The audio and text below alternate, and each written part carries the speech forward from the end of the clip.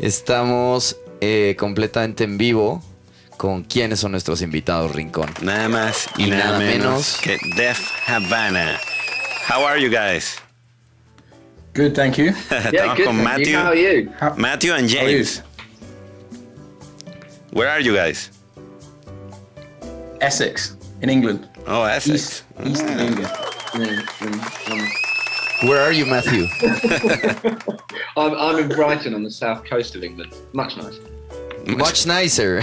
Why is that? Nah, it's better, isn't it? Shit, mate. Just by the sea. Just by the sea, so it's not. Which city have better soccer team? No, It will Probably be Brighton. I think Brighton finished 10th. Who plays Brighton. at Essex? Yeah. The Essex. no idea. There's no think team they have there. a team. I think It will be. It'll be like Colchester or something, Jim. Yeah, Colchester. Crap.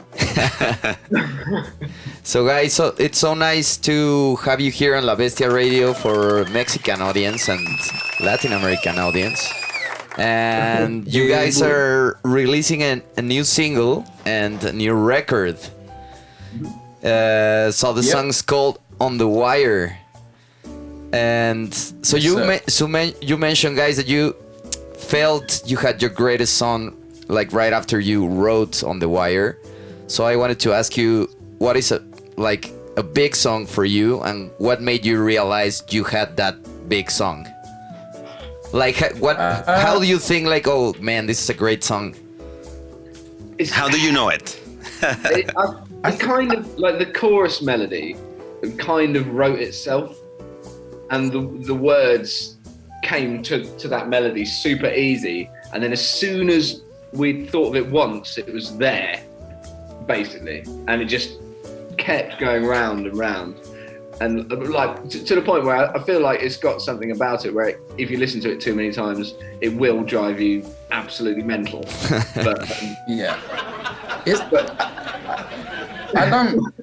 I don't necessarily think we think it's a great song. I think it just is super catchy. Like yeah. As soon as I heard it when we recorded it, I listened to it once and I was like, I can't listen to that again because it's going to drive me insane. Because it just gets stuck in your head basically.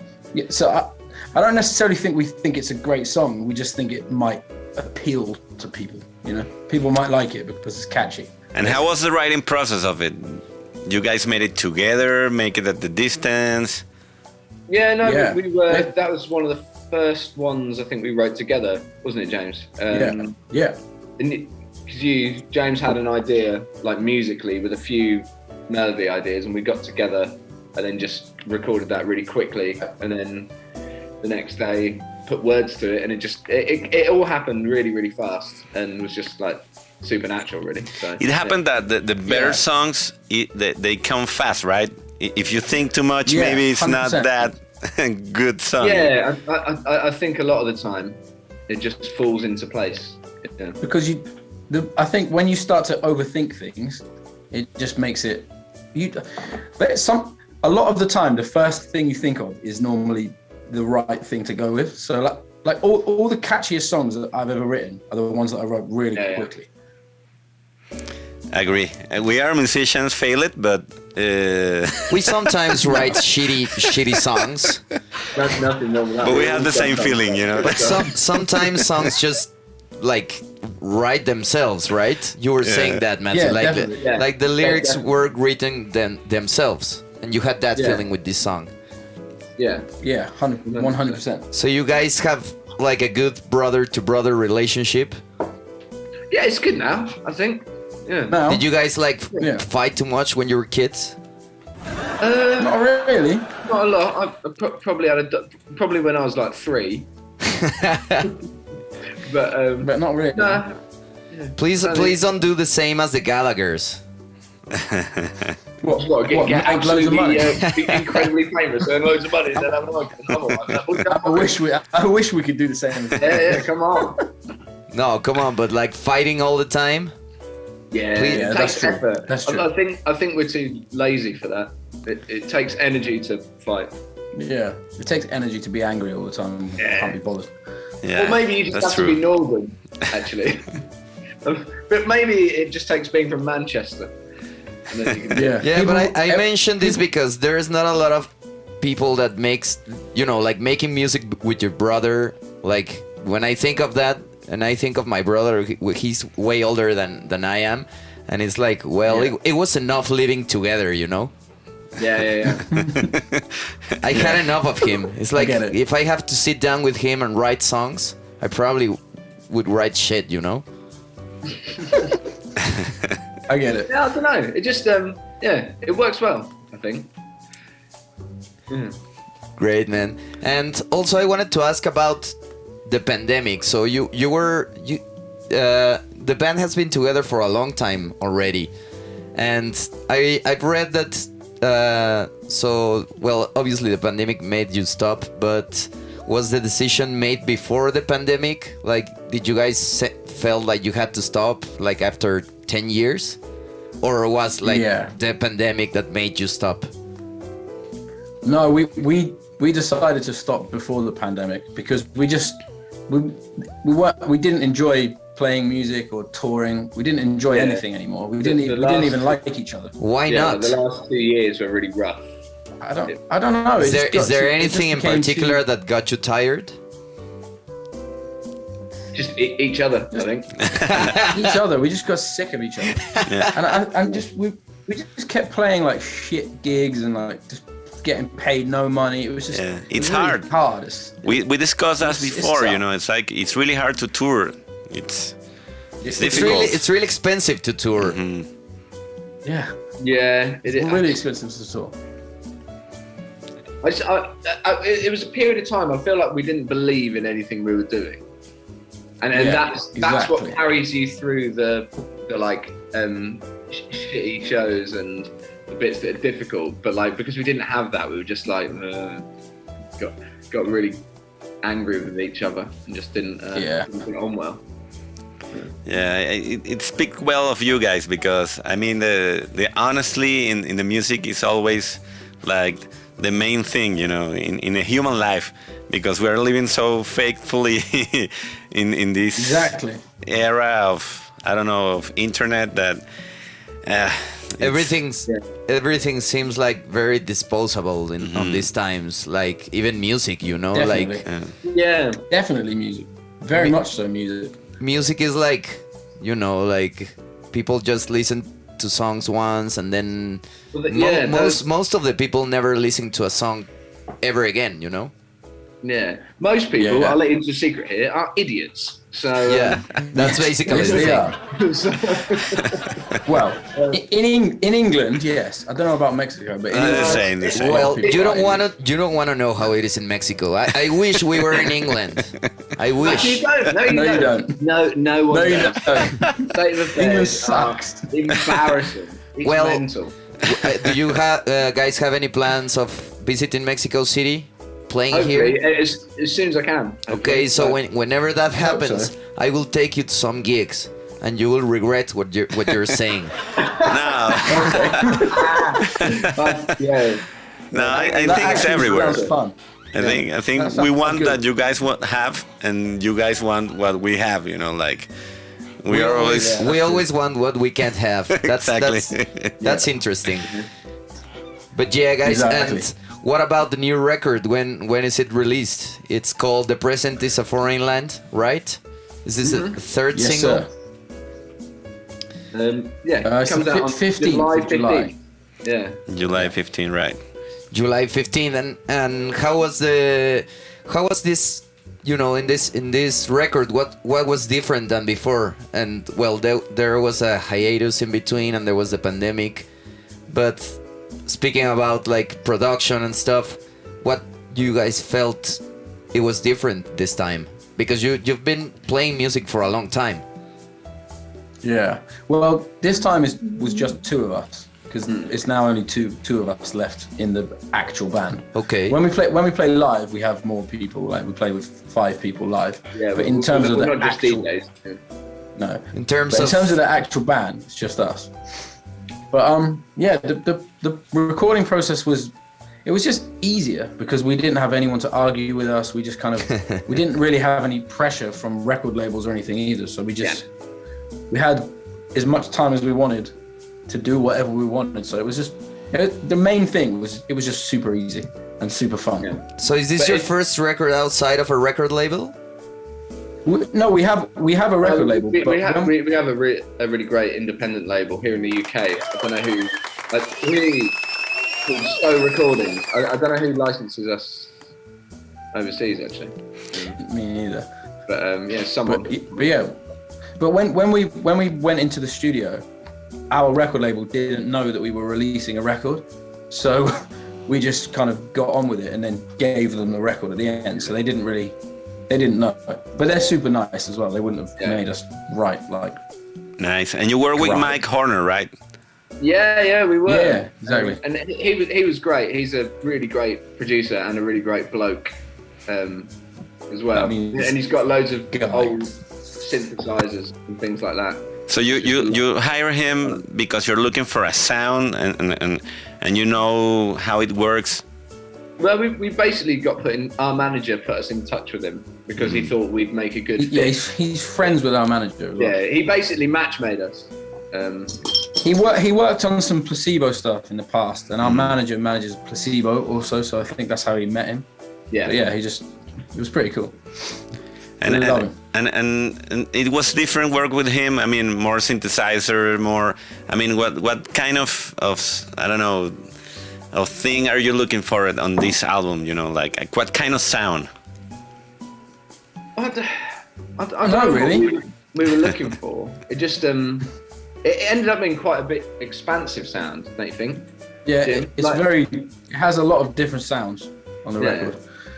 But I think normally we go for a sound, but this time we didn't have a sound in mind, so we just wrote songs. I also think this was the first time we were really confident in the music, and so that let us just go to town and be a bit more creative with different textures, like synthesizers and pianos and everything like that, because we knew at the core each song we really believed in. Good. Yeah, so like we didn't have to work on the songs themselves, more just like the way we got them to arrangements to where they are. Yeah, the experience. I mean, if you have like all this time doing it, I mean, at the end now you know what to do. You know, it's like you start like kind of right. Yeah, but if you don't learn a bit, what's the point? That's interesting because sometimes you're always learning. Yeah. And sometimes when you're about to make a record, you have like very strong references of what do you like. You know your songs, but do you have like an idea of what you want your songs to sound like? So in this case, did you have like a particular reference, or was it more like, okay, I've got the song and let's just make it sound the way you know, like we don't know what's going to sound like? Was it something like that? Yeah, well, pretty much. I can't speak for James, but I know all the bits that I wrote for the record. It came from a period of time where I'd really fallen out of love with music, and I found myself getting really annoyed with new music that was coming out, and then just realised, well, why am I getting annoyed when I could just write the songs that I want to hear? If you know what I mean. And so it was kind of just like that. I made sure that like every time I thought, oh, this song that I'm writing is starting to sound a bit like this song that I've heard before, I made sure I didn't listen to that, because I sometimes think we've been guilty of getting a bit not caught up in, but like it's so easy to just like take almost too much influence from. Totally. We really didn't do this time, and it was a lot of fun. Really, like I kind of went off the memory of what we thought like a song was feeling like, which was cool. Totally. So you guys have like now it looks like for us at the distance that in the UK now it's like a lot of new bands and happening a lot of stuff, you know. Do you guys have like a favorite? Do you guys have something that you really like a lot? I mean, I like Black Country New Road, for example, and I mean there's so many bands. Do you guys have a favorite or something that you guys can recommend to us to listen? There's a small band from down in Brighton where I live who are also signed to our same label called Sick Joy, who are really good, like grungy band, but like grungy Nirvana, grungy band. Cool. Cool. But other than that, I only listen to electronic music really, so I don't really know much. And you, James, have a favorite? I mean, I have favorites, but they're not small. They're famous, like. But Gang of Youth, you know, don't like Ed Sheeran. It's okay. Fucking hate Ed Sheeran. You guys should do a featuring with Ed Sheeran. I wish Yeah, that would happen. that Yeah. sounds like a good business idea. It sounds like a good business idea for us, but Yeah. not for Ed. No, I hate it too, so you're not alone. Okay, guys, so we're gonna listen to On the Wire now, and we'll be back. Bueno, vamos a escuchar On the On Wire. the Wire de Havana y Ya regresamos. ya regresamos. Okay. Okay, so this is a fake live. This is going live. I don't know. Friday, I don't know think. when, but so this is the end of the kind of serious part of the interview, and we have some second part of the interview, which is just asking weird shit. So Okay. Cool. Perfect. okay, so Ya, for, ya, perdón, Frank. we're sí. Okay, Pau. hay ¿Lo tiene que separar. grabar distinto o...? No, solo hacer. Ah, ok, exacto, el zoom ahí. Exacto. ¿Y si son Ok. dos? Le va cambiando, Pau.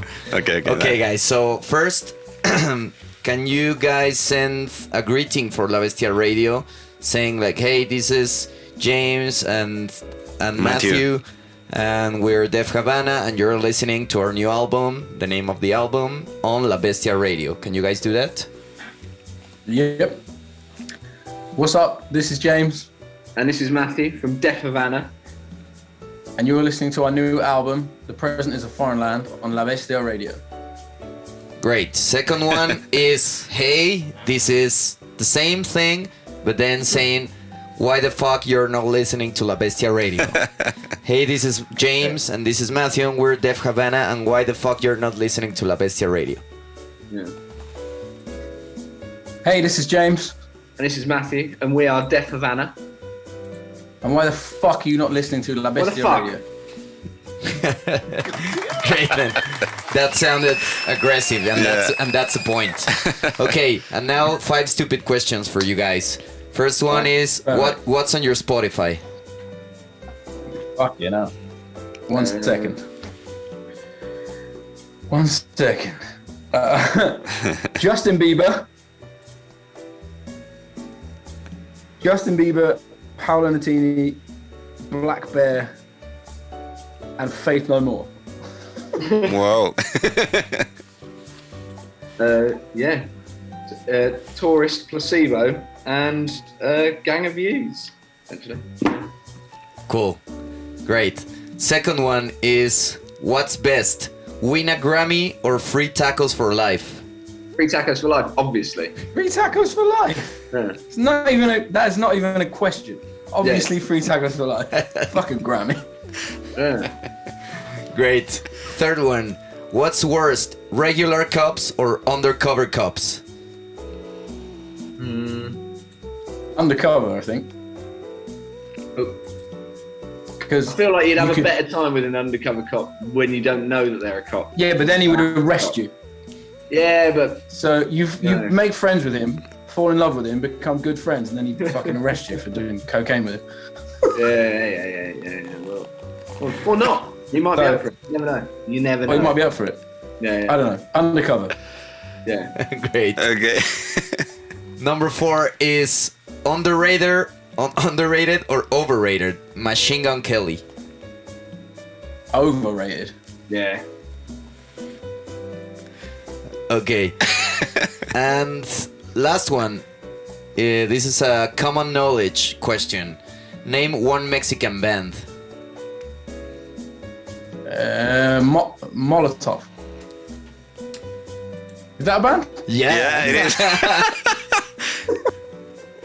Great that you know them. They're Great, really man. good. They're really good. You passed the test, man. Amazing. Okay, guys. So thank you so I think much that's the for only band I know. thank you so much for your time and asking this stupid shit Thank you. for us. And